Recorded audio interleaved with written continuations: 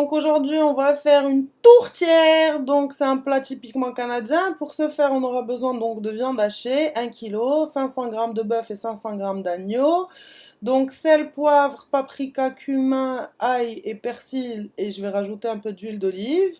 La viande elle adore la caméra, allez, c'est bon, c'est fini. Voilà, elle est partie.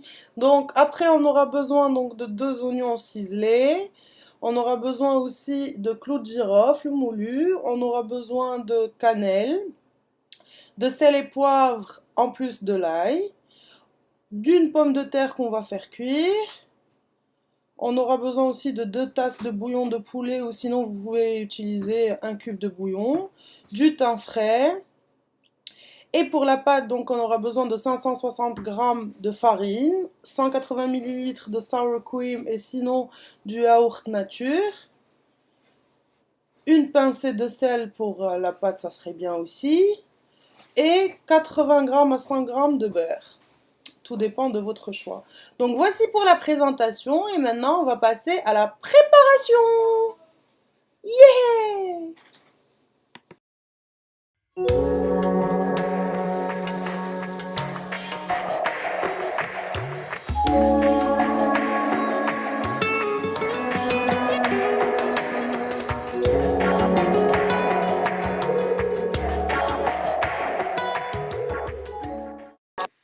On prend du sel, on le rajoute à la farine. On prend le beurre, on le rajoute aussi.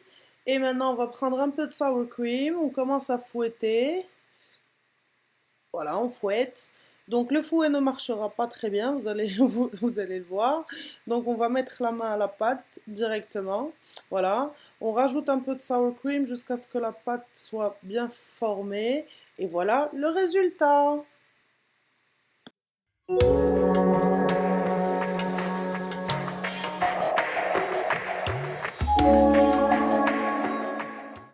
Une fois que notre huile est bien chaude, on va rajouter nos oignons ciselés. On va mettre les pommes de terre directement aussi à cuire, comme vous le voyez. On va rajouter 2 cuillères à café d'ail ou sinon 4 gousses d'ail.